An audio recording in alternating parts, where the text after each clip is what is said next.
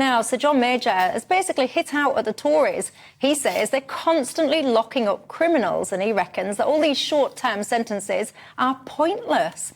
What he's basically saying is that everyone wants to be kind of tough on crime, and says that ultimately locking up people for, these short things are counterproductive. Martin? I think you can take what John Major says now and more or less ascertain that the opposite is what Conservative voters think. He's morphing into his mate Tony Blair.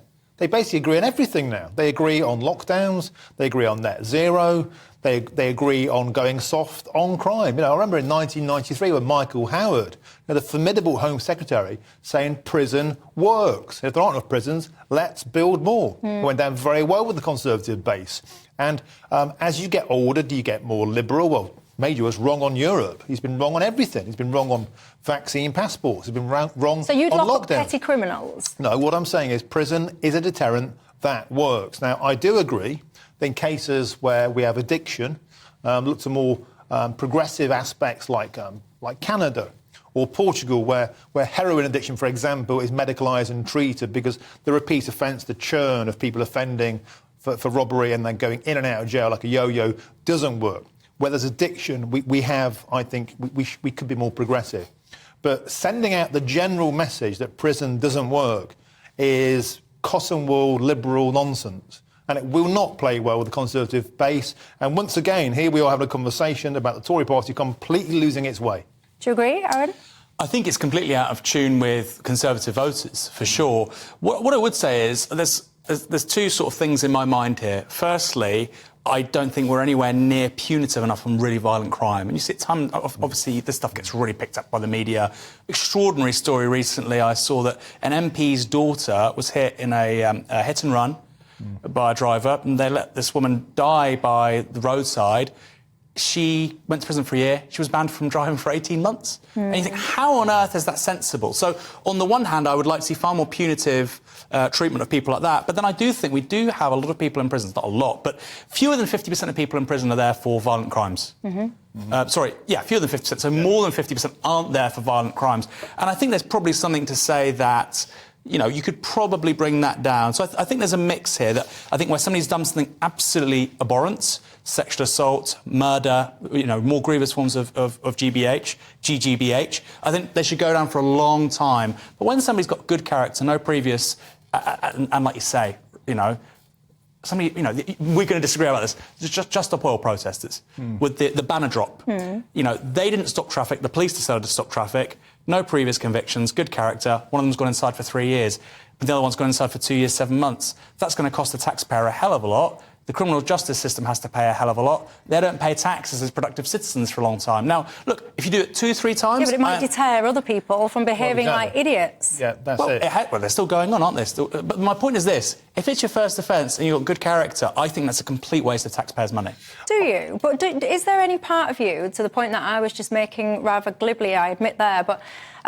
if you want to send out a message, so if you've got all of this kind of stuff going on, let's just use your example, Just Stop Oil. Yeah.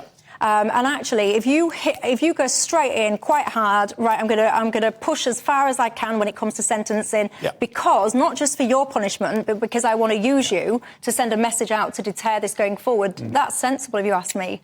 So there's a few points I'd like to respond with. Firstly, we all saw this incredible story, disgusting story, of a young man in Scotland who sexually assaulted a 13-year-old when he was 17, and I think he was sentenced in his early 20s. He didn't even get a custodial sentence.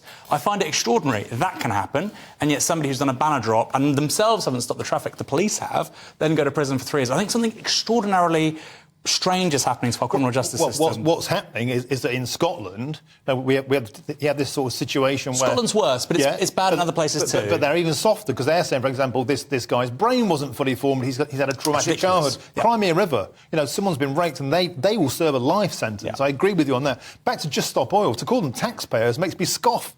How many of them pay tax? They're the most work-shy people out there. They're the work-shy against the working classes. What's your proof for that? So the two people... they're protesting in the middle of the day, for starters. Hold on, the two people... They might work nights. They might do. The two people that went down, you don't think they had jobs? What I'm saying is this... And if they do have jobs, does that mean your point's irrelevant and you take it back? No. I'm saying the majority look like the work-shy students or retirees who are quite comfortable. It's a luxury belief system. As for the damage to the economy, what about the damage to the economy by stopping the M25, stopping thousands of people getting to work because of their entitled belief system? And I do think that we can change the law, and we should be nimble, and we should be more punitive to stop these things in the bud. And the police were taking them cups of tea. It was tea and sympathy. Well, no, hold on, Martin, you're going all over the place here, because I'm not suggesting we give them cups of tea. They had to change and be nimble and go more hardline because the country was appalled. The police had to act because the public made them act. I don't think that's true. I think what happened was the police shut down traffic in a very, very high-density part in terms of traffic management of the country, and ultimately these two guys took the punishment for it. And I think actually... Well, hang on, why did they shut the traffic? The police did, because of health and safety. The police didn't wake up today. The police didn't wake up today and go, you know what, I'm really bored, so I'm just going to close this major route. What they did is these pillocks put themselves in places that they had no business being in because it was a risk to passing, minding their own business motorists, so the police had to act. I find it extraordinary that two people do a stunt. You might think it's stupid, distasteful, whatever. Two people do a stunt. The police then stop thousands of motorists, and then these guys get 3 years. I find it very strange. And then at the same time, we have hit and runs, and the person's out of prison in a year. I think, look, we agree that the criminal justice system in this country is a joke. It's dysfunctional. What I would say is there's probably something to this, that there are people in prison who simply shouldn't be there. It's more expensive to send somebody to jail than to Yale, as a senator once said. I'm just reading, I'll just read some of these details out in case you're not familiar with some of the things that Major was saying. He's saying many prisoners, he's saying a sentence to short-term imprisonment while other sentences would be preferred. So he's saying, for example, to your point, care and medical attention rather than prisons. And then he's saying, moreover, should low-level drug offenders, i.e. street dealers, who are highly likely to be of limited intelligence as well as being addicts themselves, be sentenced to prison or given an appropriate community sentence? Well, I would push back on that, actually, and say, with all the, due respect, you can be of the most limited intelligence in the land, like literally the most, lacking of intellect, and right from wrong. It doesn't wash with me. This fella there peddling drugs to kids and all the rest of it. Oh, yeah, he didn't attend school. Oh, well, that's all right then. And the greater point is that the Mr. Bigs, those higher up, they will adapt and manipulate and exploit softness in the law like that by exploiting children, exploiting the mentally vulnerable, exploiting those in poverty. Now, they will manipulate around those new laws and take advantage and criminalise more.